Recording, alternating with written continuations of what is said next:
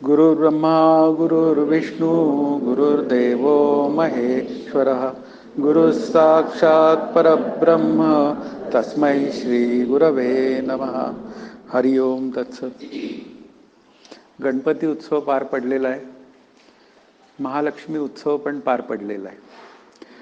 त्यानिमित्ताने आपली 15 दिवस भगवंताच्या ठिकाणी वृत्ती एकरूप झालेली होती आणि ती तशीच पुढे एकरूप राहावी हा आपला ज्ञानेश्वरीच्या अभ्यासाच्या निमित्ताने एक अट्टाहास आहे. अभ्यास वर्ग म्हटलं की त्यामध्ये हट्ट असतो आणि हट्ट एकच आहे की जीव आणि ब्रह्म यांचं ऐक्य झालं पाहिजे. माऊलींचं म्हणणं तेच आहे की येथ अविद्यानाश हे स्थळ आणि हे इतुलेची नानापरी विस्तारिले ग्रंथी, ही माऊलींची भाषा आहे. मग मला माझ्या आनंदाचा ठेवा मी आहे हे कळणं आणि त्याच्या आड येणाऱ्या ज्या ज्या गोष्टी आहेत त्या बाजूला करणं हे साधनेचं स्वरूप आहे.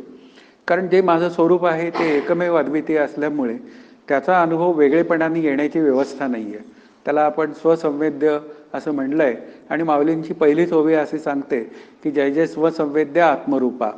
आत्मरूपाने प्रत्येकाच्या अंतःकरणामध्ये, प्रत्येक व्यक्तीच्या प्रत्येक पदार्थांमध्ये ते तत्व आहे आणि त्या तत्वाला मी ओळखणं हे काय आहे, हे या ज्ञानेश्वरीच्या अभ्यासाचं एक लक्षण आहे. म्हणजे तो विषय आहे आणि जोपर्यंत विषय कळत नाही तोपर्यंत आपली वृत्ती जी आहे ती त्या मार्गाने नीट जात नाही.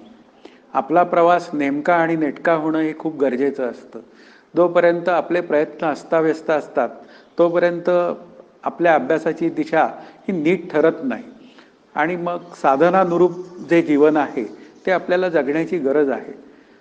आपल्या एक लक्षात असं आलंय, मगाशीच विचार झाला की आत्मस्वरूप हे एकमेव अद्वितीय असल्यामुळे ते प्राप्त करून घेण्यासाठी साधनेची गरज आहे अशी भाषा बोलली जाते. पण ते प्राप्त करून घ्यायचं असेल तर साधन नक्की काय करतं? तर साधन हे आपल्याला अविद्येची निवृत्ती करून देतं आणि आपल्याला आनंदाचा अनुभव येतो. आणि अविद्या या शब्दाचा अर्थ आहे आत्मस्वरूपाचे अज्ञान आणि त्याचाच परिणाम अर्जुनावर झालेला होता. मुख्य मूळ मुद्दा आपल्याला जोडायचा आहे अभ्यासाशी आणि त्याचा परिणाम अविद्येचा असा झाला की त्या अर्जुनाच्या ठिकाणी अकारण कृपा प्राप्त झाली. त्याच्या अंतःकरणामध्ये अकारण कृपा स्त्रवायला लागली. आता हे कारण काय आहे की त्याला मोह झाला. समोरचे द्रोणाचार्य, धृतराष्ट्रासारखे जे काय महान दुर्योधन वगैरे लोक आहेत त्या भावंडांविषयी त्याला अचानक गरज नसताना हवं तितकं प्रेम उफाळून आलं आणि ते जे प्रेम आहे ते केवळ कसं होतं तर ते आत्मस्वरूपाच्या अज्ञानातनं आलेलं असतं. म्हणजे आत्मस्वरूपाचं ज्ञान झाल्यावर माणसाचा प्रेमळपणा निघून जातो अशातला भाग नाही आहे.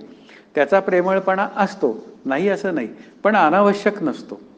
की ज्या ज्यावेळी आता श्रीगुरु आत्मरूप झालेले आहेत आणि मग शिष्याविषयी ते कनवाळू नसतात काय, तर ते कनवाळू असतात. पण असले तरी सुद्धा काय करतात, ते त्या शिष्याला त्याच्या हिताचंच सांगतात. आणि ज्यावेळी शिष्य हिताचं बोलणं सोडून तिसरंच काही बोलतो तेव्हा ते काय होतात, स्तब्ध होतात. ते त्याच्याशी बोलेनासे होतात. हाच तो इथं प्रकार अर्जुनाच्या बाबतीत घडलेला आहे की अर्जुन जे जे बोलत होता की मी मारणारा ते मरणारे, मी करता भोगता, असे जे काय भ्रम तयार झालेले होते आणि त्याला कारण एकच होतं केवळ की ते आत्मस्वरूपाचं अज्ञान. आणि त्यातूनच या सगळ्या पहिल्या अध्यायाच्या निमित्ताने ज्या गोष्टी बाहेर आल्या, त्या आत्मस्वरूप अर्जुनाला शोक झाला आणि त्या शोकाचं रूपांतर मोहात झालं. तसंच माझं काहीसं घडतं तर मला त्या त्या ठिकाणी त्या त्या वेळी लक्षात ठेवून सावधपणे, समर्थांचं म्हणणं आहे सावध साक्षेपी दक्ष तया तात्काळची मोक्ष. तर सावध, साक्षेपी आणि दक्ष या 3 गोष्टींची मला अतिशय गरज आहे. व्यावहारिक सत्तेत मी खूप सावध असतो, मग तेवढाच आणि तितकाच सावध जर मी माझ्या आनंदाकडे जाण्याविषयी, माझ्या हिताविषयी जर का मी सावध असेल तर मला अर्जुन आणि भगवान श्रीकृष्ण काय म्हणतायत हे नक्की कळण्याची व्यवस्था तयार होते. म्हणून भगवान श्रीकृष्ण काय झाले, स्तब्ध झाले. स्तब्ध झाले या शब्दाचा अर्थ त्याच्या बोलण्याकडे लक्ष देणं बंद केलं. आणि बंद केल्यावर मग त्या अर्जुनाच्या लक्षात आलं की भगवंताने बोलणं बंद केलंय, त्या अर्थी आपलं काहीतरी चुकलेलं आहे. आणि चुकलंय म्हणल्यावर मग भगवंताला तो शरण गेलेला आहे 7व्या 8व्या 2ऱ्या अध्यायाच्या श्लोकाच्या निमित्ताने. आणि शरण जाऊन मग भगवंताला त्यांनी एक कबुली दिली की तू काय बोलणार आहेस ना ते बोल, आता मी तुझं ऐकेल. बस इथे काय झालेलं आहे, इथे खऱ्या भगवद्गीतेच्या अभ्यासाला सुरुवात झालेली आहे. अर्जुनाचा जो काय खांब होता तो पडलेला आहे. मुख्य मुद्दा काय आहे की जोपर्यंत मी श्रीगुरुचरणी नतमस्तक होत नाही शिष्यभावानी, तोपर्यंत मला श्रीगुरु समजावून सांगत नाहीत. कारण श्रीगुरूंचं काय म्हणूया लक्षणच असं आहे की ते बोलल्याशिवाय उत्तरच देत नाही. आणि म्हणून ही एक ओवी पुढे आली आणि ती ओवी अशी आली की ऐसे एकी हेळा बोलिला मग मौन धरुनी ठेला तेथ श्रीकृष्णा विस्मो पातला देखोनी तयाते. असे एकाएकी म्हणाला, मग बोलणे बंद करून स्वस्थ झाला. अर्जुनाला अशा स्थितीत पाहून श्रीकृष्णाला आश्चर्य वाटले की अर्जुन असा गप्प का झाला, की हे काय भानगड काय आहे की अर्जुन असा एकाएकी गप्प होण्याचं कारण काय. पण वास्तवात भगवंतानी लक्ष दिलेलं नाहीये हे त्याच्या लक्षात आलं. मुख्य मुद्दा काय आहे की भगवंताचं आपल्यावर लक्ष राहावं किंवा श्रीगुरूंचं आपल्यावर लक्ष राहावं असं जर का आत आपल्याला वाटत असेल तर आपल्याला ते म्हणतात तसं वागायची गरज आहे. ते म्हणतात तसं साधन करण्याची गरज आहे. जोपर्यंत मी ते म्हणतात तसं साधन करत नाही तोपर्यंत मी त्यांच्या आवडीचा होण्याची व्यवस्था नाही आहे. वास्तविक त्यांच्या आवडीचा होण्यासाठी हा अभ्यास चाललेला नाही आहे. आपल्या सुखरूपतेचा प्रवास, आपल्या आनंदाकडचा प्रवास हा सुलभ व्हावा ही भगवान श्रीकृष्णांची आणि श्रीगुरूंची अपेक्षा आहे. म्हणजे ते आपल्याकडनं ते जसं साधन सांगतील तसं आपण करण्याची अपेक्षा आहे त्यांना. पण त्या अपेक्षेमध्ये त्यांचा काहीही स्वार्थ नाही आहे. आपल्या ज्या काय सगळ्या अपेक्षा असतात त्या सगळ्या आत्मानास्तू कामाया असतात. मी मला का प्रिय आहे तर माझंच माझ्यावर जास्त प्रेम आहे. बरं, पंचदशीच्या विषयाचा एक आलेला विषय आहे. तो असं सांगतो की पतीला पत्नी प्रिय आहे, पत्नीला पती प्रिय आहे, तो केवळ स्वतःसाठीच. हे लक्षात ठेवायचं. मुलांना सुद्धा आपण काय करतो जपतो.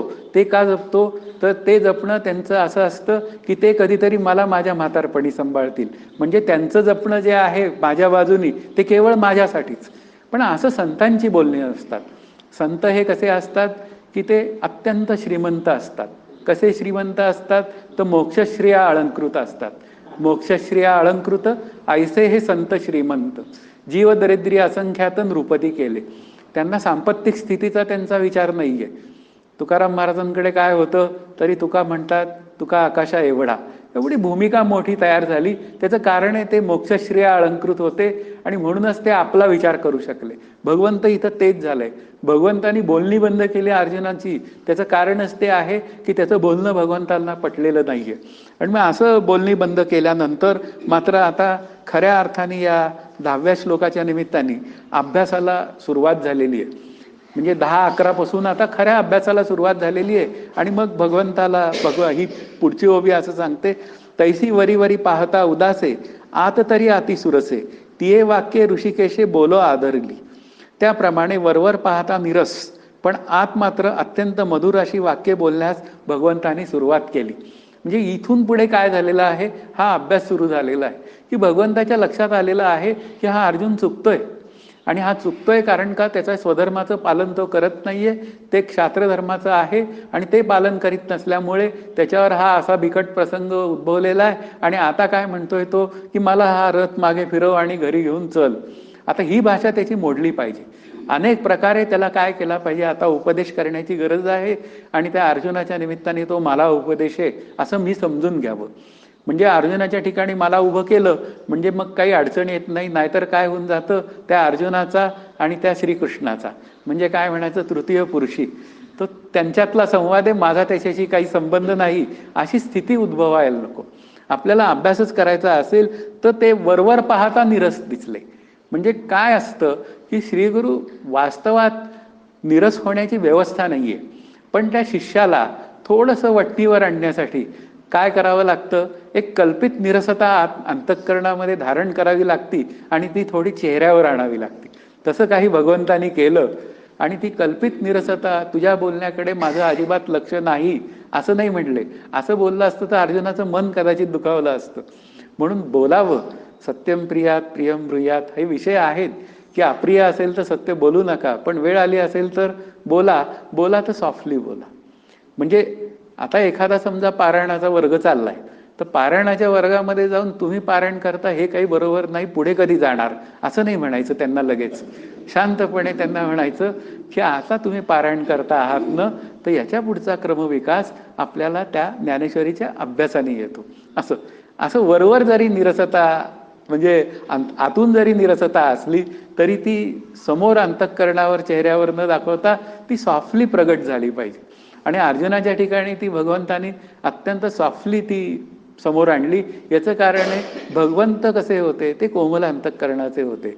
आपलं अंतःकरण कोमल असेल तर अंतरीचे धावे स्वभावे बाहेरी. आतमध्ये कडकपणा असेल अंतःकरणाचा, तो समोरच्या बरोबर बोलणी कशी होणार, ती तशीच कडक होणार.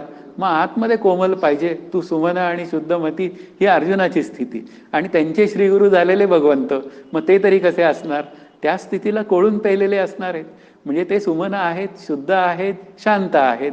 मग शांत व्यक्तीकडचं बोलणं जे आहे ते कसं असतं, श्रीगुरु शांत असतात, त्या शांत व्यक्तीकडनं जे बोलणं येतं ते निरस जरी असलं तरी आपल्या हिताचं असतं. हा त्यातला महत्त्वाचा भाग आहे. आणि मग असा ऋषिकेश आहे तो अत्यंत मधुर वाणीने बोलायला लागला, अर्जुनाला समजून सांगायला सुरुवात झाली. आणि आता खऱ्या अर्थाने अभ्यासाला सुरुवात झालेली आहे. आणि आता अर्जुनाला काय करायला सुरुवात केलेली आहे, त्यांनी थोडक्यात शांतपणे झाडायला सुरुवात केलेली आहे. आपण लक्षात ठेवायचं की अर्जुनाला काय झालेलं आहे की तो ऐकत नाहीये म्हणल्यावर आता ही पुढची ओवी अशी म्हणतीये की तरी सांग पा अर्जुना, तुझपासून स्थिती या त्रिभुवना, हे अनादि विश्वरचना ते लटिके काही. आता प्रश्न विचारलाय अर्जुनाला, अर्जुना तू मला असे सांग की या त्रिभुवनाचे अस्तित्व किंवा जीवन तुझ्यामुळे आहे काय. हा पहिला प्रश्न. या विश्वाची व्यवस्थित पद्धतीने केलेली निर्मिती अनादि आहे असे जे श्रुतीस्मृतीतून ऐकले जाते ते खोटे आहे काय. दोन प्रश्न त्यांनी केले भगवंतांनी अर्जुनाला. आणि अर्जुनाला आता हळूहळू हळू काय करायचं आहे, त्याला परमार्थही सांगायचा आहे आणि त्याला युद्धालाही उभं करायचं आहे. या दोन्ही गोष्टी आहे आणि त्या निमित्ताने आपल्याला सांगायचं आहे. हा त्यातला विचार आहे. तरी सांग पा अर्जुना, तुझपासून स्थिती या भुवना, हे अनादि विश्व रचना ते लटिके काही, की या त्रिभुवनाचे अस्तित्व किंवा जीवन हे काय तुझ्यामुळे आहेत काय. मुख्य मुद्दा काय केला आहे की तू हे जीवन म्हणजे या सृष्टीची रचना किंवा या लोकांसंदर्भातलं जे काय त्यांचं घडणं मोडणं जे काय आहे ते जीवन आणि ती स्थिती आहे, ती स्थिती ही ईश्वराची योजना आहे. या ईश्वराने हे जगत निर्माण केलेलं आहे आणि ते त्याच्या म्हणण्याप्रमाणेच चालणार आहे.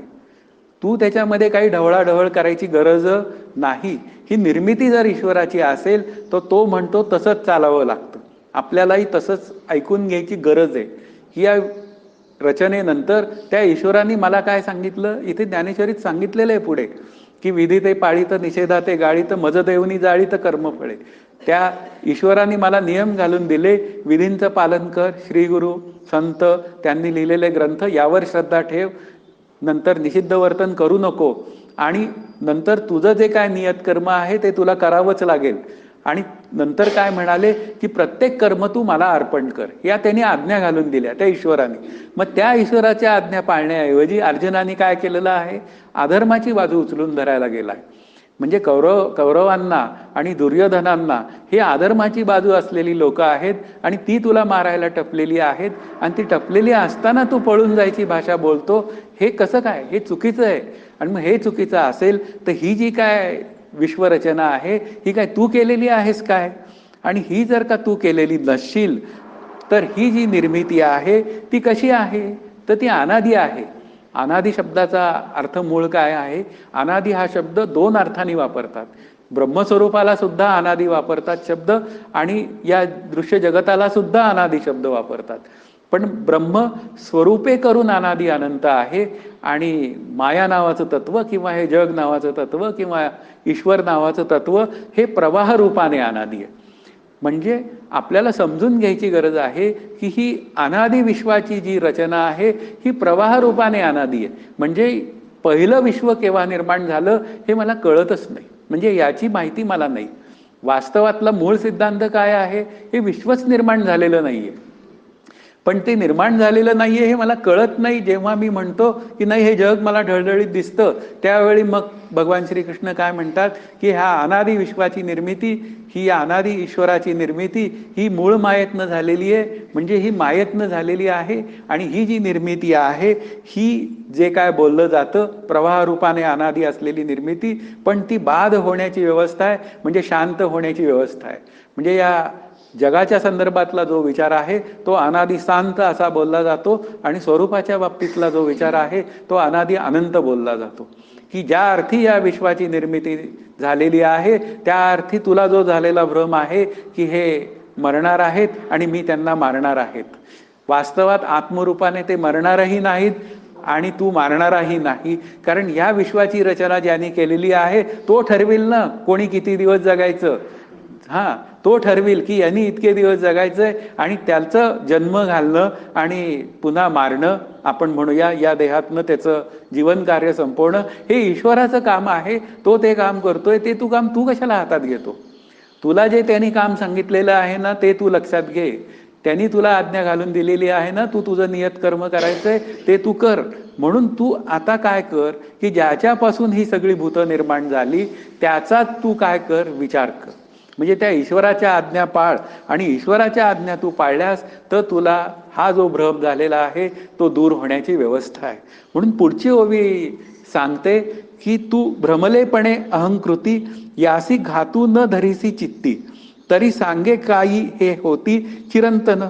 मी करता आहे या भ्रमाने तू आपल्या मनात यांचा नाश करण्याचे नाही आणलेस, तरी असे सांग की हे सर्व चिरायू होणार आहेत काय.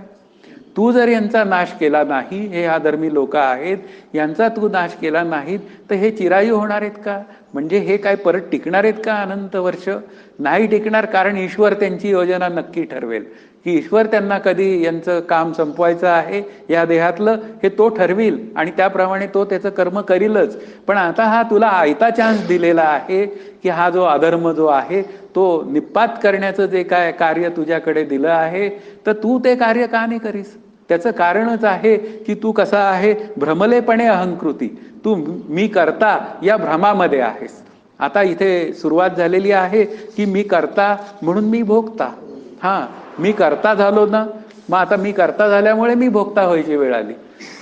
आता मग करता भोगता भ्रांती जी आहे ती कोणाच्या स्तरावर असते हा विचार करायची गरज आहे. की करता भोगता भ्रांती असते ती ईश्वराच्या स्तरावर आहे. म्हणजे ती जीवाच्या स्तरावर आहे. जीवाच्या स्तरावर आहे. मग ती आत्मरूप जीवाच्या स्तरावर आहे का वाच्यार्थाने असलेल्या जीवाच्या स्तरावर आहे हा विचार करण्याची गरज आहे. की मी करता ही भ्रांती हा बुद्धीचा भ्रम आहे, आणि मी करता होतो म्हणून मी भोगता होतो. पण समर्थ काय म्हणतात, मी करता ऐसे म्हणसी तेणे तू कष्टी होसी. म्हणजे मी कष्टी होसी. राम करता म्हणसी यश कीर्ती प्रताप. वास्तविक या जगाचा करता कोण आहे, तो ईश्वररूप राम आहे, तो ईश्वररूप श्रीकृष्ण आहे असं म्हणूया. कारण का राम आणि कृष्ण दोघंही वेगळे नाहीत. हा विचार आतमध्ये पक्का असला म्हणजे कोणाचीही उपासना केली तरी सुद्धा आपला जो आवडीचा भगवंत आहे त्याला नमस्कार मिळतोच जाऊन. म्हणून आपल्याला जर का करता भोगता भ्रांतीपासून जर का सुटका करून घ्यायची असेल आणि अकर्ता व्हायचा असेल तर अकर्ता हे एक स्वरूप लक्षण आहे. मग आपला ज्ञानदेव म्हणतात ते मजदेवनी जाळीत कर्म फळे, की या सर्वाचा कर्माचा अध्यक्ष हा ईश्वर आहे, ईश्वररूप राम आहे, ईश्वररूप भगवंत श्रीकृष्ण आहे. त्याला तू तुझी कर्म अर्पण कर. तू काय करतोय, तू स्वतःकडे कर्तेपणा घेतोय की मला युद्ध करायचंय, माझ्यामुळे हे युद्ध जणू काही थांबलंय, अशी भाषा तुझ्या मनात असेल तर ते सोडून दे. पुढे पुढे म्हणलंय भगवंतानी. तुला असं काही वाटण्याचं असेल तर हे कशामुळे झालेलं आहे, हे भ्रमामुळे झालेलं आहे. म्हणून पुढे जाऊन ओवीमध्ये ते काय म्हणतात की तू एक वधिता आणि सकळ लोकू हा मरता, ऐसी भ्रांती जणे चित्ता येवो देशी. तूच एक मारणारा आहेस आणि हे लोक मरणारे आहेत, पण असा भ्रम चित्ताला होऊ देऊ नकोस. त्याचं कारण आहे या भ्रमामुळे तू युद्ध करायचा थांबशील. प्रत्येक व्यक्ती ज्याच्या त्याच्या कर्माने येते या जगामध्ये, आणि ज्याच्या त्याच्या कर्माने त्याच्या कर्माच्या फळानुसार जीवन जगते, आणि त्या जीवनातनं ती पार होऊन जर का मुक्त होण्याचा अभ्यास केला नाही तर परत जन्माला येते. किती वेळा जन्मा यावे, किती वेळा व्हावे फजित, ही तुकाराम महाराजांची भाषा आहे. मग इथे अर्जुनाला भगवान श्रीकृष्ण म्हणतायत की प्रत्येक व्यक्तीसमोर तुझ्या आलेली आहे, तर ती व्यक्ती तिच्या तिच्या कर्माने आलेली आहे. ज्या अर्थी ती तुझ्या विरुद्ध उभी आहे, त्या अर्थी तिच्याबरोबर तुला युद्ध करण्याशिवाय पर्याय नाहीये. म्हणून तू मारणारा आणि ते मरणारे असा भ्रम करायची गरज नाही. कारण आत्मरूपाने कोणाला मारताही येत नाही आणि आत्मरूपाच्या निमित्ताने नैनन चिंदंती शस्त्रांनी, शस्त्र त्याचा वधही करू शकत नाही. मग असं असताना हे जे काय मारणं आणि मरणं आहे हे मिथ्या आहे, हे काही सत्य नाही. मग सत्य आणि मिथ्या मरणाचा तू शोक का करतोस? तू या संदर्भात हे द्रोणाचार्य, हे समोर असलेले जे काय भीष्माचार्य आहेत, हे जन्माला आलेले आहेत, म्हणजे याचा अर्थ ते देहानी जाणारच आहेत. मग जाणारच असतील तर तसंच माझे घरचे सुद्धा काय आहेत, माझे सगट हा त्यातला महत्वाचा विचार. जन्माला आलेले आहेत त्या अर्थी काही काळ टिकतील आणि मग काही काळ टिकल्यानंतर ते जातील. मग देहानी जातील तर त्यांचा शोक मी किती करावा, हा त्यातला विचार आहे. तो शोक आपण म्हणूया काही क्षणाच्या याच्यावर स्वरूपात असावा. तेजपाल श्री म्हणतात 5 मिनिट शोक करावा, पण त्या 5 मिनिट 1 सेकंदाला आपण त्यातनं बाहेर पडावं आणि आपल्या आनंदाच्या बाजूला जाण्याची व्यवस्था करावी. कारण त्यांचं येणं या जगात सुद्धा कसं आहे, मिथ्या आहे. म्हणून त्यांची स्थिती सुद्धा काय आहे, मिथ्या आहे. आणि त्यांचं जाणं सुद्धा काय आहे, मिथ्या आहे. म्हणून येणं आणि जाणं हा जो भाग आहे तो केवळ या येणारे आणि जाणारे म्हणजे काय म्हणूया सावयव साकार पदार्थांना तो आहे. म्हणजे सावयव साकार देह जन्माला येतो, काही काळ टिकतो आणि कालांतराने जातो. मग तो जात असेल तर त्याचं दुःख काय आहे आणि तो येत असेल तर त्याचं सुख काय आहे. म्हणून आपल्याला समजूनच घ्यायची गरज आहे की देह येण्याचं सुख आणि जाण्याचं सुख ज्या अर्थी मला होतं त्या अर्थी ही देह सत्यत्व भ्रांती माझ्या अंतःकरणात आहे. तशीच अर्जुनाच्या अंतःकरणात कर्ता भ्रांती आहे. म्हणून ती भ्रांती त्याची दूर झालेली नाही. म्हणून तो म्हणतोय मी मारणारा आणि ते मरणारे. आणि ती भ्रांती जर का दूर करायची असेल तर आता काय केलं पाहिजे, विवेकाची गरज आहे. म्हणून पुढच्या ओव्यांमध्ये भगवंतांनी विवेकाचा विचार समजून सांगायला सुरुवात केलेली आहे. पुढची ओवी अशी सांगते, देखे विवेकी जे होती. आता भगवंतांनी विवेकाचा विचार मांडायला सुरुवात केलेली आहे. ते दोही तेजी न सोचिती, जे होय जाय हे गती, हे भ्रांती म्हणून या. असे पहा की जे नात्मविचारी ज्ञानी लोक आहेत ते या जगाची उत्पत्ती व नाश या दोहीविषयी शोक करत नाहीत. कारण होणे आणि जाणे हा केवळ भ्रम आहे. म्हणजे हे होणं आणि जाणं म्हणजे काय आहे, हे येणं, या जगामध्ये माझं येणं आणि माझं या जगातनं जाणं शरीराच्या रूपाने, हे कसं आहे, भ्रमरूप आहे. पण हे कोण जाणतं, हे विवेकी ज्ञानी आत्मविचार करणारे जाणतात. आत्मानात्मविचार हा विवेकाचा विषय.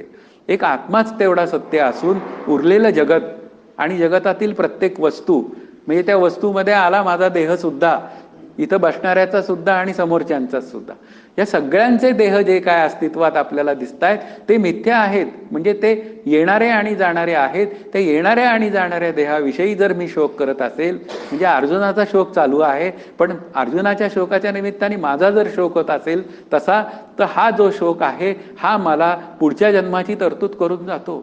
आत्मा अनात्म विचार जर करायचा असेल तर मला विवेक करावा लागेल. आणि आत्मा आणि अनात्म विवेक असं सांगतो की एक आत्माच तेवढा सत्य असून उरलेलं सगळं कसं आहे, मिथ्या आहे. म्हणजे विनाशी आहे, म्हणजे ते जाणारं आहे, ते नाश पावणारं आहे. म्हणून शरीर जाईल. समर्थांचं म्हणणं आहे शेवटी ते म्हणालेत काय, आत्मस्वरूपाचं दर्शन झाल्यावर ते म्हणालेत आता होणारं ते होय नाका, जाणारं ते जाय नाका. असं का म्हणू शकले ते, कारण देहसत्यत्व भ्रांतीतनं ते दूर झाले. त्याचा विवेक केला म्हणून वैराग्य आलं. म्हणून समाधी षटकाचा विचार पूर्ण होऊन तीव्र मुमुक्षत्व आलं आणि आत्मस्वरूपाची ऐक्यता प्राप्त झाली. इथे विवेक शब्द जो केवळ सांगितलाय तो एवढा सगळा विचार करणार आहे. सध्या आपण या निमित्ताने विवेकाचा विचार करतोय. म्हणून जगाच्या व शरीराच्या रूपाने येणं आणि जाणं हे मिथ्या आहे. आणि ज्या अर्थी ते मिथ्या आहे त्या अर्थी ते सत्सतासत विलक्षण अनिर्वचनीय मिथ्या बाधयोग्य. ही मालगाडी तयार पाहिजे, पक्की पाहिजे, की सत विलक्षण सतच्या लक्षणांशी जुळतं नाही. हा जो देह आहे माझा, हा कसा आहे, येतो, काही काळ टिकतो आणि कालांतराने जातो. त्या अर्थी सतचं लक्षण काय आहे, आहे आहे आणि आहे. या तिन्ही लक्षणाशी तो जुळत नसेल तर देह कसा ठरला, मिथ्या. नाही म्हणावं तर भासतो, म्हणून अनिर्वचनीय. अनिर्वचनीय शब्दाचा अर्थ ठोस असं काही बोलता येत नाही. ज्याच्याविषयी ठोस बोलता येत नाही त्याच्या प्रेमात किती राहावं, हा विचार करायची गरज आहे. त्याचं प्रेम जे आहे ते मला दुसऱ्या पुन्हा नेक्स्ट जन्माचं प्रेम निर्माण करायला भाग पाडतं. आपल्याला समजूनच घ्यायची गरज आहे की जो माझ्या प्रेमाचा विषय आहे त्याच्यावर मी प्रेमच करीत नाही. माझ्या प्रेमाचा विषय काय आहे एकदा आतमध्ये बघायची गरज आहे, की मी प्रत्येक कृती माझी जी काय करत आहे ती कशासाठी करत आहे. तर मला सुख पाहिजे. मी माझा देहाचा नाश पण जर आजारी पडल्यावर करायचं ठरवलेला असेल तर ते सुखासाठी आहे. आणि मी माझा देह चांगला असताना तो तसाच राहावा असं जर माझ्या अंतःकरणात वृत्ती तयार होत असेल तर ती सुद्धा सुखाचीच आहे, सुखासाठीच आहे. मी माझ्या मुलांवर प्रेम करीत असेल तर ते सुद्धा सुखासाठीच आहे. मग प्रत्येक वेळी सुखासाठी मी सगळं करत असेल तर आणि मला पुन्हा कायमचंच सुख पाहिजे असेल तर ते आत्मसुखाच्या ठिकाणी आहे, ते दुसरीकडे कुठं नाहीये. मग मी आत्मसुखाच्या ठिकाणी जाण्याऐवजी म्हणजे त्याच्या ऐक्यरूपतेचा विचार करण्याऐवजी या देहाच्या प्रेमात जर पडत असेल, स्थूल देहाच्या, सूक्ष्म देहाच्याही प्रेमात पडतो. विवेकाचा विचार आहे ना, सूक्ष्मदेह म्हणजे बुद्धी. बुद्धीमध्ये मी किती प्रेमात पडतो त्याचं कारणच आहे मला छान बुद्धी साथ देते, या निमित्ताने मी त्या बुद्धीच्या प्रेमात असतो. आणि काही जण काय म्हणतात की ही बुद्धी मला साथ देत नाही. आता साथ देत नाही म्हणून सुद्धा काय असतो, त्या साथ न देण्याच्या वृत्तीचा तिरस्कार असतो. का असतो तर नाही, माझ्या लक्षात राहत नाही, ते माझ्या लक्षात राहिलं पाहिजे म्हणजे मला त्यापासून सुख मिळालं पाहिजे. म्हणजे प्रत्येक गोष्टच जर माझी सुखाकडे कृती जाण्याची असेल तर मग ते शरीराचं येणं आणि जाणं हे मिथ्या ठरवायला पाहिजे ना. ते जर मी मिथ्या ठरवलं तर मी माझ्या आनंदाकडे जाण्याची व्यवस्था करू शकतो. म्हणून इथे भगवंतांनी सांगितलं की कुठल्याही परिस्थितीत तू करता नाहीस. करता कोण आहे तर तो ईश्वररूप राम करता आहे, ईश्वररूप भगवान श्रीकृष्ण मीच करता आहे असं म्हणतो. आणि असं असताना तू जर स्वतः करता होत असतील, या लोकांच्या मारण्याविषयी तुला शंका असेल तर तू विवेक कर. आणि असा विवेक केला तर मग काय होऊन जाईल, तुला हे युद्ध करायला काही अडचण येणार नाही. पुढची ओवी सांगते, नित्यता ऐसेची असोनी ना तरी निश्चित क्षया जाऊनी, हे भ्रांती वेगळी करूनी दोही नाही. असेच सर्व काळ नित्य असतात किंवा निश्चितपणे नाश पावत असतात असे काहीच म्हणता येत नाही. कारण या सर्वांचे असणे आणि नसणे भ्रांती आहे. आणि ही जर विचाराने निवृत्त केली तर आत्मवस्तूचे ठिकाणी दोन्हीही नाहीत. आता प्रश्न असा आहे, असेच सर्व काळ नित्य असतात किंवा निश्चितपणे नाश पावतात असे काहीच म्हणता येत नाही. त्याचं कारण आहे की या जगाविषयी काही ठोस असं काही बोलताच येत नाही. म्हणजे हे जग कसं आहे, अनिर्वचनीय आहे. मग असंच ते असंच चालेल, ते तसंच चालेल अशी भाषा तू करतोच कशी. स्वतःला तू मारणारा आणि ते मरणारे असा भ्रम तू करतोच कसा. म्हणून ही जी काय भाषा आहे, नित्यता ऐसे ऐसोनी, मग ही जी काय नित्यता जी आहे, शरीराच्या निमित्ताने मला जी काय नित्यता भासते ती नित्यता मूळ नित्यतेकडनं आलेली आहे. शरीराची नित्यता भले काय म्हणूया काही काळ टिकणारी असेल, 70 वर्ष असेल, 100 वर्ष असेल, पण ह्या नित्यतेचं इन्स्टिंक्ट जे आहे ते मला मूळ कुठून आली प्रेरणा, तर ती सतकडनं आलेली आहे. नंतर मला प्रत्येक गोष्ट कळून घेण्याची जी प्रेरणा आहे ती त्या काय म्हणूया ज्ञानरूप आत्मस्वरूपाकडनं आलेली आहे. आणि प्रत्येक ठिकाणीच मला सुख हवं आहे असा जर विचार असेल तर ती सुद्धा मला आनंदरूप आत्म्याकडनं आलेली आहे. तर हे जे तीन जे काय म्हणूया आत्मस्वरूपाचे कल्पित अंश आहेत, वास्तवात अंश नाही आहेत. ते जे सत आहे तेच चित आहे आणि तेच आनंदरूप आहे. असं आनंदरूप जे आहे त्याच्या ठिकाणी येणं नाही आणि जाणंही नाही, असणंही नाही आणि नाश पावणंही नाही. मग नाश पावणं आणि असणं जे काय विचार आहेत काही कालापुरते, ते सगळे शरीराच्या संदर्भातले आहेत. तर हे शरीर कसं ठरलं, मग ते मिथ्या ठरलं. आणि मिथ्या शरीराचा तू विचार करू नकोस. म्हणजे त्या मिथ्या शरीराचा विचार करू नकोस या संदर्भातला अर्थ असा आहे की विचार करून सुद्धा तुला असं पटेल की काय पटेल, की हे शरीर मिथ्या आहे म्हणून त्याचा विचार करू नकोस. ज्याच्या सत्तेवर हे शरीर भासतं त्याचा विचार कर. हा महत्वाचा विचार आपल्याला असा आहे की ज्याच्या सत्तेवर हे शरीर भासतं त्याचा विचार केला तर मी अमर होण्याची व्यवस्था आहे. आपल्याला दासबोधात एक ओवी आली आहे, अमृत सेविताच मृत्यू पावला, तो राहूच्या बाबतीत आहे. हा, मृत्यू पावला राहो, अशी एक भाषा आहे की अमृताचं सेवन करूनही तो मृत्यू पावला. का मृत्यू पावला? कारण तो कामक्रोधे लिथाडीला. हा, कामक्रोधे लिथाडीला म्हणून तो मृत्यू पावला. आता कामक्रोध हा कशामुळे आला? हा अज्ञानातनं येणारा विकार आहे. की या कौरवांना, दुर्योधनाला काय आहे? क्रोध आहे. काय पांडवांविषयी क्रोध आहे? की दरवेळेसच हे आपल्याला सुपिरियर ठरलेले आहेत. एकदा तरी यांना काय केलं पाहिजे? 2 नंबरला नेऊन ठेवलं पाहिजे. हा, त्यांना पराभूत केल्याशिवाय मला बरं वाटणार नाही, ही दुर्योधनाची स्थिती आहे. आणि पांडवांची स्थिती काय आहे? त्या काय म्हणूया भीमाची स्थिती काय आहे? तर भीम म्हणतो आहे की यांनी आमच्यावर खूप अन्याय केलेले आहेत, या अन्यायाचं परिमार्जन आत्ताच करण्याची वेळ आहे. फक्त अर्जुनच काय झालेला आहे? थोडासा भ्रमलेपणात आलेला आहे. त्या अर्जुनासाठी भगवद्गीता सांगितलेली आहे. बाकी भीमाला सांगायची गरज नाहीये, कारण तो युद्धाला तयारच होता. म्हणून हे जे काय येणं, जे काय आहे असणं आणि नसणं, ही भ्रांती आहे. म्हणून तू असण्या आणि नसण्यामध्ये अडकू नकोस. मी असेन किंवा नसेन. समर्थांचं जर का दासबोधाचा शेवट पाहिला तर माझी काया माझी वाणी गेली म्हणाल. तुम्ही म्हणाल तर असं समजू नका, कारण मी आहे जगज्जीवन निरंतर. हा, पहा माझा ग्रंथ नीट. हा, पण ग्रंथ नीट पहा, त्याच्यामध्ये निरंतर तत्व जे आहे ते कळण्याची व्यवस्था आहे. दासबोधाच्या निमित्ताने असो, नाहीतर ज्ञानेश्वरीच्या निमित्ताने असो. निरंतर तत्व काय आहे? त्याचे आत्मतत्व आहे, ते मी आहे. म्हणून आनंद रूपता हीच निरंतर आहे. आपल्याला या अभ्यासातनं काय मिळवायचंय? आपल्याला अभ्यासातनं केवळ आनंद रूपता मिळवायची आहे. आनंदाने हे जीवन जगायचंय. आणि ज्या दिवशी यमदेव माझ्यासमोर येईल त्या दिवशी यमदेवाशी आपल्याला काय म्हणूया, आपल्याला संवाद करता आला पाहिजे की अरे तू आलास का? तू नेऊन नेणार काय? माझं शरीर देणार? ने, त्याचा माझा काडीचा संबंध नाही, कारण मी आत्मरूप झालेलो आहे. इतकी आतमध्ये निर्भयता असेल तर मी परमार्थ केलेला काय झाला? सिद्ध झाला. अदरवाईज काय झालं? मी कामक्रोधे लिथाडीला, कधी आसक्ती, कधी दुसऱ्याचा द्वेष, कधी काही, म्हणजे अनेक काय म्हणूया वृत्तींमध्ये दडलेला मी, म्हणजे काय म्हणूया अनेक वृत्तींच्या निमित्ताने मी माझा पराभवच करीत असतो. पण माझ्या लक्षात येत नसतं की मी प्रत्येक क्षणी मी माझा पराभव करतोय. मी ज्यावेळी आसक्तीचं जीवन जगतो त्यावेळी मी माझा पराभव केलेला असतो. कारण आत्मरूप मी कसा आहे?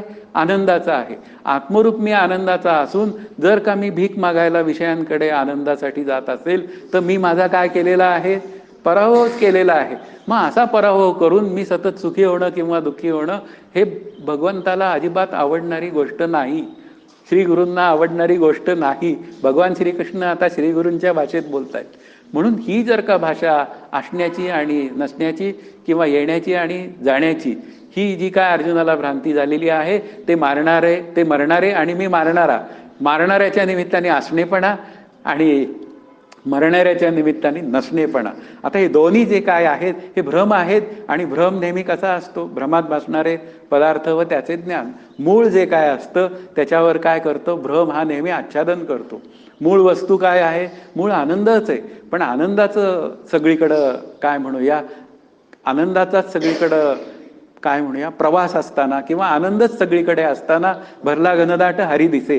आता हरी हा आनंदाचा विषय असेल आणि हरीच जर सर्वात मध्ये असेल तर आनंदच सगळीकडे आहे. तर मग आनंदाचाच विचार करावा ना. सुखा लागी जीवा करिसी तळमळ, ही ज्ञानदेवांची भाषा आहे. मग त्या ह्याच्यामध्ये असण्या आणि नसण्याचा जो विचार आहे तो केवळ भ्रांतीयुक्त आहे. मग ही भ्रांती मला करते भोगतेपणाची भ्रांती. नंतर मी मरणार ही सुद्धा एक काय आहे? देहाच्या रूपाने मी मरणार ही एक भ्रांती आहे. देहाच्या निमित्ताने मी जगणार ही एक भ्रांती आहे. आणि देहाच्या निमित्ताने विषय सत्यत्वाने मी सगळे भोगणार ही एक भ्रांती आहे. मग ह्या सगळ्या भ्रांतीतनं सुटका करून घ्यायची असेल तर एका भगवान रूपी श्रीकृष्णाला शरण जाण्याशिवाय पर्याय काय? म्हणून अर्जुन शरण गेला. म्हणून विवेक सांगायला सुरुवात केलेली आहे. आणि मग पुढची ओवी सांगते, हे उपजे आणि नासे ते मायावसे दिसे, यरवी तत्वता वस्तू जे असे ते अविनाशीची. की हे उपजे ते नासे ते मायावसे भासे. मग आता हे जे काय उपजतं आणि नाश पावतं, म्हणजे जन्माला येतं, काही काळ टिकतं आणि कालांतराने जातं, असं जे आहे ते मायावसे दिसे. म्हणजे माया नावाच्या तत्वामुळे ते आपल्याला भासतं. आता माया नावाचं तत्व म्हणजे काय? माया शब्दाचा एक अर्थ इथे या ओवीपुरता अज्ञान अर्थ आहे. म्हणजे अज्ञानामुळे हे काय होऊन जातं, भासतं. माया नावाच्या शब्दाचे बरेच अर्थ आहेत, पण इथे अर्थ काय घ्यायचा आहे? अज्ञान. आणि मग अज्ञान म्हणजे कशाचं अज्ञान? तर आत्मस्वरूपाचं अज्ञान. मग आत्मस्वरूपाचं अज्ञान आहे म्हणजे काय नक्की आहे? म्हणजे आत्मस्वरूपाच्या अज्ञानाचंही ज्ञानच आहे पाहायला गेलं तर. कारण काय आहे, प्रत्येक गोष्टीचं ज्ञानच असतं, म्हणून अज्ञानाचंही ज्ञानच आहे. पण ते ज्ञान जे आहे अज्ञानाचं, ते विपरीत ज्ञानाचं ज्ञान आहे. म्हणजे आपल्याला वास्तवात काय आहे, मी आनंदाचा ठेवा असताना मी स्वतःला देह समजणं, मी स्वतःला कर्ता समजणं, मी मरणारा. 6 विकार कोणाचे आहेत? अस्ति जायते शेवटी कुठं म्रियतेपर्यंतचे हे शरीराचे विकार आहेत. ते शरीराचे विकार असताना मी माझे विकार समजतो, आणि विकार समजल्यामुळे काय होऊन जातं, माझं डोकं दुखायला लागलं की मी काय म्हणतो, माझं डोकं दुखतंय असं बोलत असून सुद्धा मी काय विचार केलेला असतो, त्या डोक्याच्या निमित्ताने मी डोकंच झालेलो असतो. असं डोकं नसताना डोकं होणं हे चुकीचं आहे. आत्मरूप मीच्या ठिकाणी डोकं नाही हे लक्षात ठेवायचं, आणि त्याच्या ठिकाणी शरीर नाही म्हणून डोकं नाही. मग डोकं नाही तर माझं डोकं दुखणं शक्य आहे का? आत्मरूप दृष्टीने पाहिलं तर नाही शक्य. पण देहरूप मीचं डोकं दुखणं शक्य आहे. मग शक्य आहे तर त्याला गोळी द्यावी, आणि गोळी देऊन काय करावं, ते थांबेल तेव्हा थांबेल. कारण शेवटी दुखायला लागलंय ना, मग आता दुखायला लागलंय तर काही काळ थांबायला घेईन. मग आता मध्यंतरीच्या काळात मी काय करायचं, मध्यंतरीच्या काळात रामकृष्ण हरी म्हणायचं. कारण काय, गोळी द्यायचं काम केलेलं आहे, औषध दिलेलं आहे, आता वेळ मोकळाच आहे ना. कोणी मला आता डोकं खायला येणार नाही माझं. मग आता मी मोकळाच असेल तर ते अर्धा एक तास काय आहे, जय जय रामकृष्ण हरी म्हणावं. पण ते होतच नाही. त्याचं कारणच आहे की विपरीत ज्ञानाने माझ्या खऱ्या ज्ञानाची जागा घेतलेली आहे. आणि हे जे काय भाषणं आहे ते का असं केवळ झालं, एरवी तत्वता वस्तू जे असे ते अविनाशीच की. मग एरवी म्हणजे काय आहे, जेव्हा या भ्रमातनं निवृत्ती झालेली असेल तेव्हा ती जी तत्वतः असलेली आनंदरूप असलेली जी आत्मवस्तू आहे ती तुला कळेल की वास्तवात ती आहेच तशी. महत्वाचं काय आहे की आत्मवस्तू ही आनंदरूप आहेच, पण काय झालं, जणू काही भ्रममध्ये झाला, आवरण दोषामुळे आच्छादन झालं. काय आच्छादन झालं? पहिलं आच्छादन झालं की मला आनंदाचं भान नाही, मला आत्मस्वरूपाचं ब्रह्मत्वानी भान नाही, ब्रह्मस्वरूपाचं आत्मत्वानी भान नाही. आणि ते झालं, नंतर त्याला म्हणायचं आभानापादक आवरण. दुसरं काय झालं, अनानंदापादक. मी आनंदरूप आहे हे विसरलो. आता इथं तेच झालंय की मी आनंदरूप आहे हे विसरलो, आणि विसरल्यामुळं काय झाला, भ्रम झाला. मग अशी जी काय आवरणं आहेत, आत्मा नावाचं तत्व नाहीच. आता ही असत्वपादक आहे. असे तीनही आवरणांचा दोष जो आहे तो केवळ आत्मस्वरूपाच्या अज्ञानात आहे. मग हे उपजणं आणि नाश पावणं हे केवळ कसं आहे, हे भ्रमरूप आहे. या भ्रमरूप ठरल्याशिवाय तुला तुझ्या आनंदाचा, म्हणजे मला माझ्या आनंदाचा अनुभव येणार नाही. म्हणून परमार्थतः तत्वतः आत्मा अविनाशीच आहे, पण तो अविनाशी आहे हे तू विसरलायस जणू काही. वास्तवात विसरलेला नाहीयेस, जणू काही विसरलेला आहे. मग जणू काही विसरलेला असशील तर जणू काही तुला समजून घेण्याची गरज आहे. आपल्याला अभ्यास का करावा लागतो, तर आत्मस्वरूपाचं अज्ञान आहे. म्हणजे अविद्येची आपल्यावर काय झालेली आहे, कुरघोडी झालेली आहे थोडी. अविद्येची झाली थोरी. आता तुकाराम महाराज काय म्हणतात की अविद्येची काय झाली, थोरवी. आणि थोरवी झाल्यामुळे काय झालं, आत्मस्वरूपाचा मात्र काय झाला, विसर पडला. मग असं जर का आत्मस्वरूपाचा विसर पडलेला असेल तर त्याचं मला स्वरूप जाणून घ्यावं लागेल. आणि जाणून घ्यायचं असेल तर मग मला श्रीगुरूंकडे जावं लागेल, आणि श्रीगुरूंकडनं तो उपदेश तत्वमसीचा प्राप्त करून घ्यावा लागेल. आणि त्यानंतर माझ्या अभ्यासाची व्यवस्था लागण्याची व्यवस्था आहे. म्हणून उत्पन्न होणं आणि नष्ट होणं हे काय आहे, त्या वस्तूचा स्वभावच आहे. कुठल्या वस्तूचा? जन्माला आलेल्या वस्तूचा. जन्माला आलेली प्रत्येक वस्तू ही टिकेल, जन्माला येईल, काही काळ टिकेलच, कालांतराने जाईल. हे सारखं सारखं सांगण्याचं काय आहे की मी जाईल, मी गेल्यावर काय होईल घरातल्यांचं, तू जा ना एकदा, भ्रष्ट काय आहे, तू जा आणि मग नंतर बघ. हा त्यातला विचार आहे. तुझ्या अजून काही अडचण अडत नाही हे तुझ्या समोर दिसतंय तुला. की अनेक लोक काय होतात, त्यांना लहानपणीच त्यांची आई बाबा कोणी वारलेले असतात, तरी सुद्धा त्यांचं संगोपन छान झालेलं असतं, छान चाललेलं असतं त्यांचं. मग तुझ्या जाण्याने काय अडणार आहे, तुझ्या न कळण्याने आत्मस्वरूपाच्या तुझं अडणार आहे. हे लक्षात घ्यायला पाहिजे. मला आपल्याला ज्ञानदेव काय सांगतायत की तू जर तुझ्या आनंदाचा ठेवा, तू आहेस म्हणजे मी आहेस हे जर कळून घेतलं नाही तर तुझी अडचण होणार आहे. आणि अडचण काय असणार आहे, तर तुला परत या जगात यावं लागेल. हां, या जगात येऊन पुन्हा तुला परत हेच करावं लागेल, कारण त्या तीरावरही तुला कोणी ठेवायला तयार नाही. एकदा जन्माला आलास की मरणाच्या दाराला लागतो आणि एकदा मेलास की तिथून परत जन्माला घातला जातो. त्याचं कारण असे की कोणी तुला ठेवायला तयार नाही, ना घरका ना दारका, अशी तुझी अवस्था आहे. मग असं जर असेल तर तू आनंदाशी एकरूप हो. आनंदाशी एकरूप झाला तर तुझं येणं आणि जाणं हे मिथ्या आहे हे तुला कळूनच घ्यावं लागेल. जोपर्यंत तू हे कळून घेत नाही तोपर्यंत काय आहे, तुला या भ्रांतीच्या निमित्ताने जन्म घ्यावे लागणार आहेत. नेहमीच काय होणार आहे, तुला ठोकऱ्या खावायच लागणार आहेत. म्हणून तू या उपजे नासेमध्ये तू काय कर, हे ग्लॅमरस जगामध्ये रमू नकोस. हां, ज्ञानदेवांची ओवी आहे, सुखाची लेवणी अंगे सळीत जगाते. तर कोण सुखाची लेवणी अंगे, तर दुःख. दुःख सुखाची लेवणी अंगे.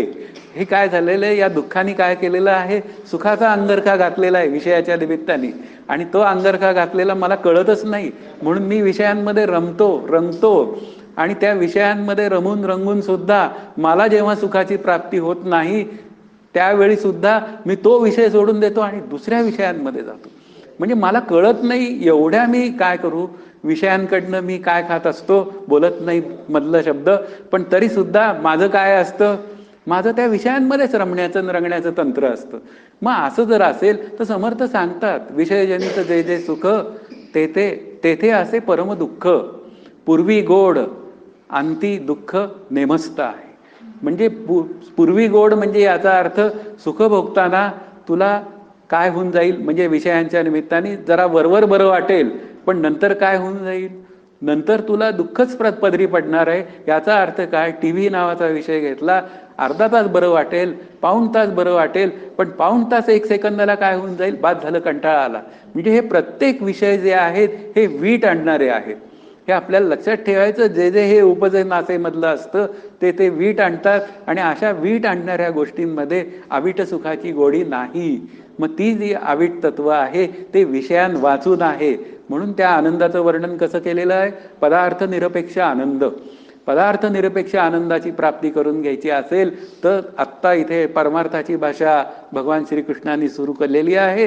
म्हणून हे उपजे ते नासे आहे, त्याच्यामध्ये तू काही तुझं आयुष्य वाया घालू नकोस. म्हणून तू तुझ्या स्वरूपाला जाऊन मिळण्यासाठी प्रयत्न कर. आणि तो प्रयत्न करायचा असेल तर तुला ही भ्रांती म्हणजे येणं आणि जाणं ही भ्रांती दूर करावी लागेल. त्यातूनच तुला मूळ आपला विचार काय झाला पाहिजे, पक्का स्थिर राहायला पाहिजे. त्यातूनच तुला मी मारणारा आणि हे मरणारे ही भ्रांती तयार झालेली आहे. तर या भ्रांतीतनं तुला सुटका करून घ्यायची असेल तर तुला आत्मतत्वाच्या एकरूपतेशिवाय काही पर्याय नाही. मग आता पुढे असं म्हणतायत, तैसी चैतन्याच्या ठाई ये शरीरांतरे होती जाती पाही, ऐसे जाणे तया नाही व्यामोह दुःख. त्याप्रमाणे एकाच नित्य अशा आत्मचैतन्याच्या ठिकाणी वेगळी वेगळी शरीरे उत्पन्न व नष्ट होतात, असे जो जाणतो त्याला भ्रमजन्य दुःख मुळीच होत नाही. फार ओवी काय म्हणूया ट्विस्ट केली आहे, लक्षात ठेवा. आपण आत्ता जे जे काय होकारार्थी बोललं ना त्याच्या विरुद्ध अर्थाने बोललेले. म्हणजे हा काय केलंय, माऊलींनी गुगली टाकलेला आहे आपल्याला. आता तो गुगली समजून घ्यायची गरज आहे. इथे म्हणलंय, तैसी चैतन्याच्या ठाई ये शरीरांतरे होती जाती पाही, की ह्या चैतन्याच्या सत्तेवरच ही शरीरांतर होत जातात आणि राहतात. म्हणून असं म्हणूया की आज हे माझं शरीर आहे ते सुद्धा चैतन्याच्या सत्तेवर आहे. आणि समजा मी आत्मरूप झालो नाही तर पुढे मला शरीर मिळणार आहे. आता ते शरीर मिळण्याचं कारण काय आहे, आत्ताचं शरीर आहे. आत्ताच्या शरीरात मी जे काय कर्म करून ठेवलेले आहेत तेच मला पुढच्या कर्मात काय झालेलं आहे, तो माझा साठा. त्याला उपादान कारण असं म्हणलंय एके ठिकाणी. दृग्दृश्य विवेकात काय म्हणलं आहे की पुढच्या जन्माचं शरीर मला मिळण्यासाठी माझं मागच्या जन्माचं शरीर हे उपादान कारण आहे.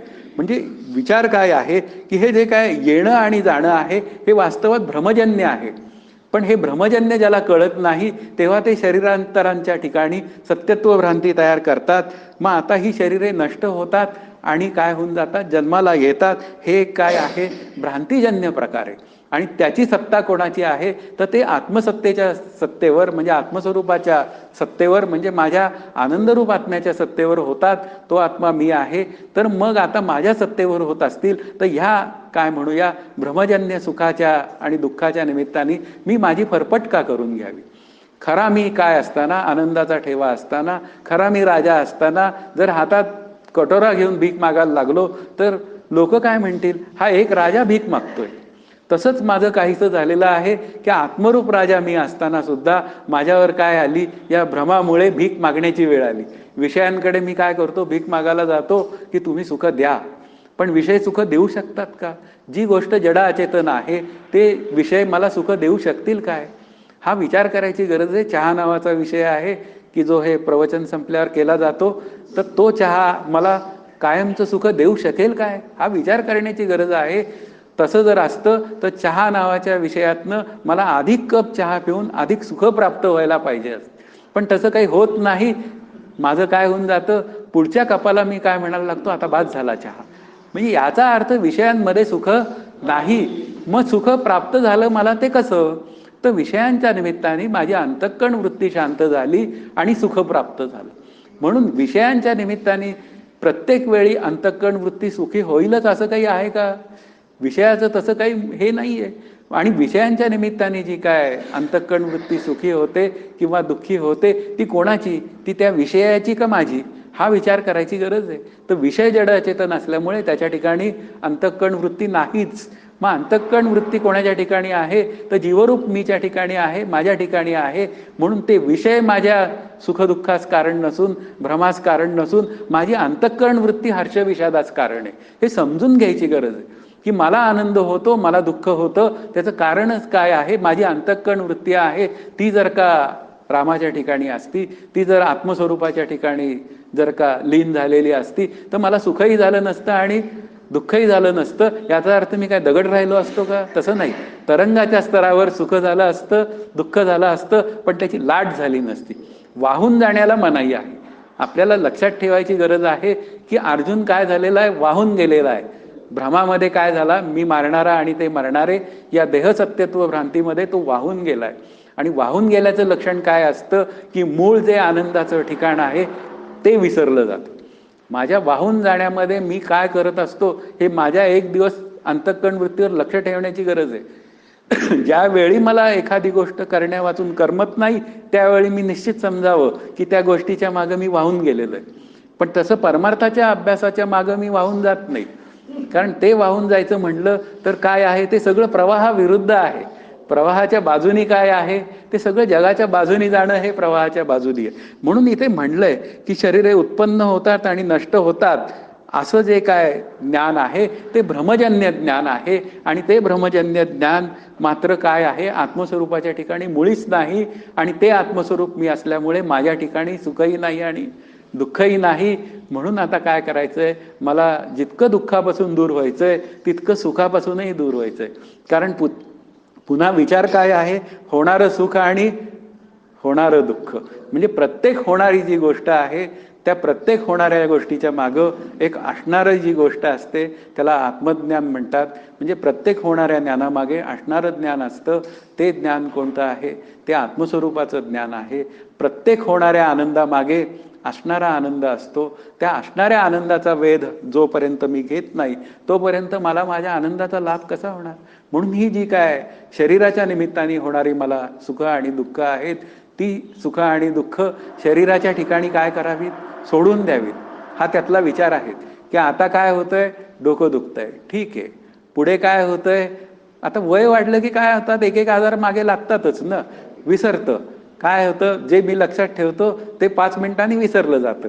मग आता विसरलं जातंय तर हा कोणाचा गुणधर्म आहे? हा बुद्धीचा गुणधर्म आहे. आत्मस्वरूपाच्या ठिकाणी बुद्धी नावाचं तत्व नाही. म्हणून मी निर्बुद्ध आहे. आतमध्ये डिक्लेअर करावं स्वतःला. म्हणजे काय होऊन जातं, त्याचं काय होत नाही, त्याचा आतमध्ये तिरस्कार होत नाही. मुख्य आठवल्याचं सुख आणि न आठवल्याचं दुःख हे जे काय विचार आहे, शरीराचं काय आहे, शरीर आज काय आहे, उत्तम आहे. उद्या काय आहे, पुन्हा त्याचं काही बिघाड होऊ शकतो. शरीर नावाचं प्रत्येक क्षणी बिघाड होऊ शकतो. मग असं असेल, आज उत्तम आहे तर काय करावं? या नरदेहाचे संबंधे बहुत पावले उत्तम पदे, अहंता सांडून स्वानंदे सुखी झाले. मग अहंतेचा विचार करावा. मग त्या अहंतेचा विचार करून विशेष अहंतेतनं मी मला बाजूला करावं. विशेष अहंता काय होते, ती मला वाहायला लावते. नको असलेल्या विचारांमध्ये ती माझी वाहण्याची व्यवस्था करते आणि त्या वाहण्यामुळे मला सुख होतं किंवा दुःख होतं. मूळ द्वंद्व हे आहे, सुख आणि दुःख. शीत आणि उष्ण वगैरे ही दुःख आहेत, पण त्याचं मूळ द्वंद्व काय आहे, सुख आणि दुःख आहे. हे प्रत्येक जगातले पदार्थ आहेत ना, हे सगळे काय आहेत, सापेक्षित आहेत, रिलेटिव्ह आहेत. आज थंडी आहे म्हणून हीटर काय आहे, फार छान आहे. पण तोच उन्हाळ्यात लावला की काय माणूस म्हणतो, त्या हीटरची गरज नाहीये. जोपर्यंत डायबिटीस होत नाही तोपर्यंत साखर अत्यंत छान आहे. पण ज्या दिवशी डायबिटीस आहे असं कळतं त्या दिवशी काय म्हणून टाकतो, ती साखर हद्दपार करा माझ्या चहातनं. आता हे असे का विचार आहेत, याचा अर्थ या जगातली प्रत्येक वस्तू काय आहे, सापेक्षित आहे. आता ती सापेक्षित वस्तू मला आनंदाचा अनुभव आणून देणारच कशी. मग अशी एक वस्तू आहे की ती निरपेक्ष आहे आणि त्या निरपेक्ष वस्तूचा लाभ मला झाला पाहिजे, त्याला आत्मवस्तू असं म्हणतात. आणि त्या आत्मवस्तूच्या ठिकाणी जर मला जायचं असेल, म्हणजे त्याच्याशी एकरूप व्हायचं असेल, तर हे जे काय व्यामोह दुःख म्हणजे भ्रमजन्य ज्ञान, त्या ज्ञानातनं माझी सुटका झाली पाहिजे. आणि ते भ्रमजन्य ज्ञान कसं आहे, कल्पित आहे. ज्या अर्थी ते कल्पित आहे त्या अर्थी ते निवृत्त होण्याची व्यवस्था आहे. पुढची ओवी अशी सांगते, एथ नेणावया हेची कारण जे इंद्रिया अधीनपण, तीही आकळी जे अंतःकरण म्हणून भ्रमे. आत्मा नित्य आहे आणि देह अनित्य आहे हे न कळण्याला हेच कारण आहे की जीव इंद्रियांच्या अधीन झालेला असतो. त्यामुळे जीवाची बहिर्मुखता वाढते आणि त्या इंद्रियांनी अंतःकरणाला स्वाधीन केलेले असते. त्यामुळे जीवाचा अविचार वाढतो. म्हणून त्याला देह आत्मा आहे, विषयात सुख आहे, जग सत्य आहे आणि ईश्वराचा अभाव आहे असा भ्रम होतो. फार गोष्टी एकाच ओळीत सांगून टाकल्या. माऊलींनी हे लक्षात ठेवायचं. हे एथ नेणावया हेची कारण, मला आत्मस्वरूपाचं ज्ञान का होत नाही, त्याचं कारण आहे माझी इंद्रिय ही काय झालेली आहे, विषयांच्या अधीन झालेली आहेत. लोलुप झालेली आहे. सांडून राम आनंद घन करी जो विषय चिंतन, तया लोलंगतासी समाधान कैसे. लोलंगत म्हणजे काय, लाळ घोटेपणा करणारा, विषयांच्या ठिकाणी अत्यंत काय झालेला, लाळ घोटेपणाची अवस्था प्राप्त झालेला जो जीव आहे, तो इंद्रियांच्या साह्याने विषय भोगाला जातो. बरं, आता इंद्रियांच्या साह्याने विषय भोगाला गेल्यानंतर तो जे काय विषयांच्या निमित्ताने आनंद भोगतो, तो कोणाला प्राप्त होतो हे विचार करायची गरज आहे. तो जीवरूपमीला प्राप्त होतो असं आपण म्हणूया. पुन्हा या विषयांच्या निमित्ताने जो काय आनंद प्रगट झालेला आहे तो किती वेळ टिकतो, तर तो काही काळ टिकतो आणि कालांतराने लुप्त होतो. मग असं जर असेल तर या आभासिक आनंद प्राप्त करून घेण्यामागे मी काय करावं, म्हणजे मी किती त्याच्या मागे धावावं. आणि धावून मी माझी अनेक जीवनं संपवली. ज्या अर्थी या जीवनात मला आत्मज्ञान झालेलं नाही त्या अर्थी काय झालेलं आहे, माझा आत्ताचा जन्मसुद्धा अज्ञानातनं झालेला आहे आत्मस्वरूपाच्या. मग आता झालेला आहे तर काय करावं, जन्म आली याचे फळ काही करावे सफळ. आणि सफळता कशात आहे, देह आणि आत्मा या दोघांना वेगळं करण्यात आहे. कारण का, देह आणि आत्मा यांना वेगळं केलं तर जे आहे तेच त्याचाच मला अनुभव येण्याची व्यवस्था आहे. देह कसा आहे, मिथ्या ठरवला तर मला माझ्या आनंदाकडे जाण्याची व्यवस्था आहे. म्हणून इथे हा जो काय भ्रम झालेला आहे, हे जे काय सगळं माझ्या पुढं लोलुपता जी विषयांची तयार झालेली आहे ती केवळ इंद्रिय आणि माझ्या अंतःकरणाच्या निमित्ताने झालेली आहे. आणि त्याचं कारणच नाथ महाराजांनी सांगून ठेवलंय की देही ज्या गुणाचे प्राधान्य तैसेच कर्म उपजे जाण, इंद्रिय गुणाधीन तदनुसार वर्तती. इंद्रिय काय आहेत, ती गुणांच्या स्वाधीन आहेत, सत्वरज तम. आणि सत्वरज तमामध्ये रज हाच गुण माझा अधिक वर असतो आणि तो प्रपंच सत्य म्हणायला लावतो आणि तो त्या विषयांमध्ये लोळायला लावतो मला. आता हे लोळणं चांगलं आहे का, आत्मस्वरूपाच्या आनंदामध्ये लोळणं चांगलं आहे? असं आनंदाकडे जाऊन त्या आत्मानंदामध्ये लोळणं खूप छान आहे. पण मी काय करतो, विषयांच्या निमित्ताने मी इंद्रियांना सत्यत्व देतो आणि ती इंद्रिय तिकडे जातात आणि इंद्रिय तिकडे जाऊन तो विषय भोगतात आणि भोगून सुद्धा काय होत नाही, तृप्त होतच नाहीत. अतृप्तता परत नेक्स्ट टाइम राहतेच. की बासुंदी खाल्ली, बासुंदी नावाचा विषय आहे, खाल्ला, आज खाल्ला, पण आता काय करायचं, आता महिनाभर घरात बासुंदी करू नका. अरे काय, मला तेच कळत नाही, नेक्स्ट बासुंदीची व्यवस्था आहे, महिनाभर करू नका म्हणण्यामध्ये. म्हणजे याचा अर्थ काय आहे, विषयाचं ठाण माझ्या अंतःकरणात आहेतच. मग असं जर का अंतःकरणात असेल तर त्या अंतःकरणामध्ये ती जागा दुसऱ्या एका विषयाने भरली गेली पाहिजे. मग ती कोणत्या विषयाने भरावी, ते विठ्ठल नावाच्या विषयाने भरावी. पाहावा विठ्ठल, बोलावा विठ्ठल, करावा विठ्ठल जीवभाव, बदलावं न जरा, अदलाबदली करून पाहावी. या अंतःकरणामध्ये इंद्रिय काय करतात, आपल्याला ती प्रोसेस पाहिली की असं लक्षात येतं की माझी जी वृत्ती आहे, म्हणजे माझं मनोवृत्ती आहे, ती इंद्रियांना काय करते, आज्ञा देते की तू आता काय कर, तू सिनेमाला जा, तू आता काय कर, तू ज्ञानेश्वरीच्या अभ्यासाला जा. ज्ञानेश्वरीच्या अभ्यासाला गेला तर वृत्ती काय होऊन जाते, आपली अमन व्हायची व्यवस्था आहे. म्हणजे वृत्तीचं काय होऊन जातं, निर्वासन, म्हणजे वृत्ती संपण्याची व्यवस्था आहे वृत्तीच्या स्तरावर. आणि ती आनंदाकडे जाण्याची व्यवस्था आहे, विठ्ठलाला बघण्याचा विचार समजून सांगण्याची व्यवस्था या ज्ञानेश्वरीमध्ये आहे. पण ही जी काय सिनेमाला जाणारी वृत्ती आहे, ती 3 तास सिनेमा पाहते, नंतर दिवसभर त्याची चर्चा करते, काय छान सिनेमा होता, अशी ती चर्चा करते. आणि आपली जी काय म्हणूया पृथक्करण करणारी म्हणजे ॲनालिसिस करणारी जी बुद्धिवृत्ती असते ना, ती आपली संपूनच जाते या विषयांच्या निमित्ताने. ती आनंदाकडे जाण्याचं जे ॲनालिसिस आहे ती करूच शकत नाही.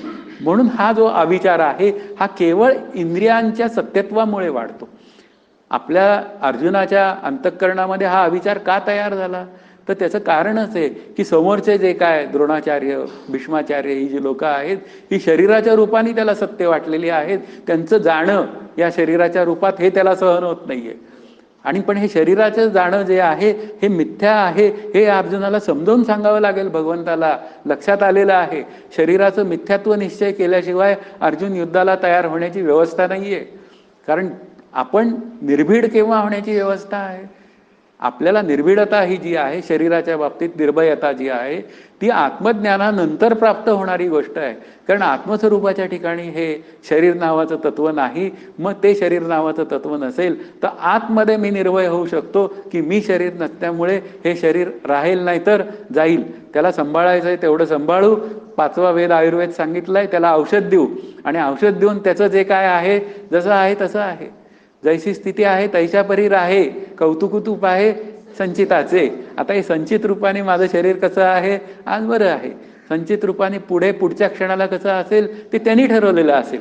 पण त्या प्रत्येक संचितात घडणाऱ्या गोष्टीचं मला कौतुकाने पाहता आलं पाहिजे, म्हणजे आनंदाने पाहता आलं पाहिजे. प्रत्येक ठिकाणी लहान मुलांचं मी कसं करतो, कौतुक करतो. मग तसंच मी माझं कौतुक करावं माझ्या प्रारब्धाचं. आजचा दिवस कसा आहे, आजचा दिवस छान आहे, रामकृष्ण हरी. उद्याचा दिवस कसा निघाला, त्याच्यात जरा समस्या आल्या तरी रामकृष्ण हरी. दोन्ही ठिकाणी मी अंतःकरणामध्ये रामकृष्ण हरी रूप असेल तर मग असं होऊ दे, नाहीतर तसं होऊ दे. अनुकूल होऊ दे नाहीतर प्रतिकूल होऊ दे. अनुकूलता आणि प्रतिकूलता ही वाच्यार्थाने असणाऱ्या जीवाच्या बाबतीत आहे. आत्मरूप जीवाच्या बाबतीत मात्र काहीच नाही. आत्मरूप मी मध्ये मात्र याचा काहीच समावेश नसल्यामुळे हे जे काय अविचार अर्जुनाच्या मनात तयार झालेले आहेत ते केवळ त्याच्या अंतःकरणामध्ये देहसत्यत्व भ्रांती, जग सत्यत्व भ्रांती आल्यामुळे झालेले आहेत. आणि ते जर का बाजूला करायचे असतील तर मग काय आहे, हा ईश्वराचा जो विचार आहे तो कळून घ्यावा लागेल. हा ईश्वरच हे सगळं करतो, त्यामुळे तू करतो आहे असा जर तुला भ्रम होणार असेल तर तो आत्ताच्या आत्ता काढून टाकण्याची गरज आहे. हा ईश्वररूप राम ह्या जगाची निर्मिती करतो, त्याला तो सांभाळतो आणि त्याचं तो काय करून टाकतो, संपवूनही टाकतो. तरी सुद्धा त्याला जन्माला घातल्याचं आणि ते सगळं सांभाळण्याचं अजिबात काय नाही, त्याचा अहंकार नाहीये. माया त्याच्या स्वाधीन असल्यामुळे त्याला त्याचा अहंकार नाही. काहीतरी खुडबुड मी करतो थोडीशी आणि मी म्हणतो मी घर बांधलं, मी हे केलं, मी ते केलं. हे केवळ जग सत्य देहसत्यत्वातनं आलेलं आहे. आणि हे करून पुन्हा काय आहे, पुन्हा त्यातलाच विचार आणि त्याच्याच मी मनोरंजनात माझं जीवन घालवतो. आणि मग जेव्हा जायची वेळ येते तेव्हा मात्र रडारड सुरू होते आपल्याच अंतःकरणात की आता हे सोडून कसं जायचं. अरे ज्याचा काही तुझा आधीच संबंध नव्हता आणि आता तू घट्ट संबंध केलेला आहे तेव्हा तुला परत यावंच लागेल. मग हा जो अविचार आहे देहसत्यत्व भ्रांतीचा हा मला घालवण्याची गरज आहे. पुढे असं म्हणतात, इंद्रिये विषय सेविती ते तर हर्षशोक उपजती, ते अंतर आपलं विती संगे येणे. प्रथम इंद्रिय विषयांचे सेवन करतात, त्यामुळे सुखदुःख उत्पन्न होतात आणि या इंद्रिय विषयांच्या संबंधांच्या द्वारांनी ती सुखदुःखे अंतःकरणाला व्यापून टाकतात. म्हणजे इंद्रियांच्या निमित्ताने, विषय भोगण्याच्या निमित्ताने मी काय होतो, मी त्या विषयांमध्ये रमतो आणि ती इंद्रिये भोगतात सुखदुःख. पण ती भोगत असली तरी त्या इंद्रियांना काय फायदा आहे त्याचा. इंद्रिय मुळातच जड अचेतन. डोळा नावाच्या इंद्रियाला काही फायदा आहे का रूप पाहून. 3 तास सिनेमा पाहिला, कोणी पाहिला, त्या डोळ्यांनी पाहिला, डोळ्याला काय फरक पडला, तो जडा चेतन. त्याच्या मागे असलेल्या वृत्तीला फरक पडला. त्याच्या मागे असलेली जी अंतःकरण वृत्ती आहे ती काय झाली, कधी शोकाकुल झाली त्या सिनेमाच्या निमित्ताने, त्या सेरीजच्या निमित्ताने, कधी हर्षाला झाली. म्हणजे हा हर्ष आणि विषाद जो आहे तो इंद्रियांच्या निमित्ताने विषयांचा संबंध आल्यामुळे आहे. वास्तविक मी कसा आहे, मला डोळे नाही आत्मस्वरूपाची भाषा कशी आहे? अनेत्र, अप्राण, अजिव्हा. ही जी भाषा आहे त्याला डोळे नाहीत म्हणून मला काही दिसत नाही. हा आतमध्ये पक्का निश्चय जर असेल तर काय पाहायचं आणि काय नाही पाहायचं याचा विवेक करता येतो मला.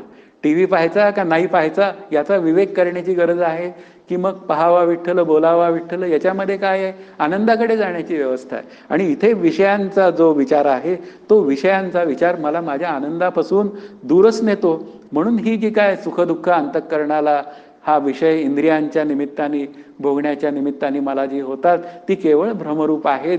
त्याच्यामध्ये तू तुझी वृत्ती सतत आतमध्ये जायला थोडा थोडा तू हळूहळू प्रतिबंध कर.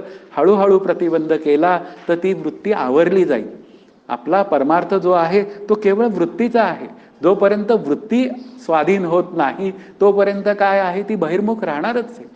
वृत्तीला काय करा सांगतात? संत अंतर्मुख करा सांगतात. त्यासाठी नामस्मरण घ्या, त्यासाठी थोडं ध्यान करा, त्यासाठी निष्काम कर्म करा, त्यासाठी निष्काम उपासना करा. पूजेचं निमित्त काय आहे? देवाच्या पूजेचं निमित्त कशासाठी आहे? ते केवळ माझं चित्त त्या निमित्ताने अर्धा एक तास त्या देवांच्या काय म्हणूया सन्निध जावं. हा उपासना आहे ना ती. मग उपासना असेल तर उपास्य दैवताची एकरूपता साधली जायला नको का? मग ती उपासकाची जी काय स्थिती आहे ती त्या देवाशी थोडीशी एकरूप होऊन त्या आनंदाचा एक काय म्हणूया आपल्याला लाभ मिळाला पाहिजे. एक काय म्हणूया तरंग मिळाला पाहिजे. त्या तरंग मिळाल्यानंतर पुढचा कितीतरी काळ दिवसातला सुखात जाण्याची व्यवस्था असते. पण आपलं तसं होतच नाही. आपण विषयांमध्येच रमतो आणि रंगतो आणि त्या विषयांमध्ये रमून मी सुखी होतो दुःखी होतो कितीतरी वेळा. तरी सुद्धा मी काय आहे? पुन्हा लाळ घोटेपणा करणारा जीव आहे. आणि त्यातून जर का मला बाजूला व्हायचं असेल तर विषय नावाचं जे तत्व आहे ते केवळ बंधनात टाकण्याचाच फक्त प्रयत्न करतं. विषय शब्दामध्ये विषधातू आहे, तो बंधनच सुचवतो. पण हे बंधन कसं आहे? कल्पित आहे, अंतःकरणाच्या स्तरावर आहे. ते बंधन जर का झुगारून मला आनंदाकडे जायची व्यवस्था निर्माण करायची असेल तर ती मला करता येणं शक्य आहे. आणि ती करायची असेल तर पुन्हा कोणाच्या संगतीत जावं लागेल. म्हणून संतांचे संगती मनोमार्ग गती आकळावा श्रीपती येणे पंथे. तर संतांचे संगती जावं लागेल.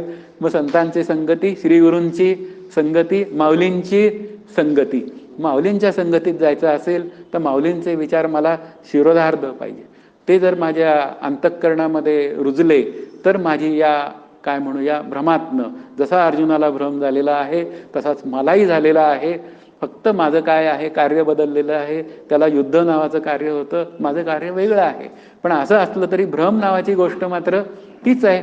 मग तीच असेल तर त्या भ्रमाची निवृत्ती ही झाली पाहिजे. आणि भ्रमात भासणारे पदार्थ नेहमी कसे असतात? कल्पित असतात. आणि कल्पित असतात म्हणून ते बाधयोग्य असतात. बाधयोग्य शब्दाचा अर्थ पुढे कधीतरी आपण पाहूया. आत्ता आपला 1 तास झालेला आहे आणि 1 तास झालेला असल्यामुळे आपण आता इथे थांबूया. जय जय रघुवीर समर्थ. हरिओम तत्सत.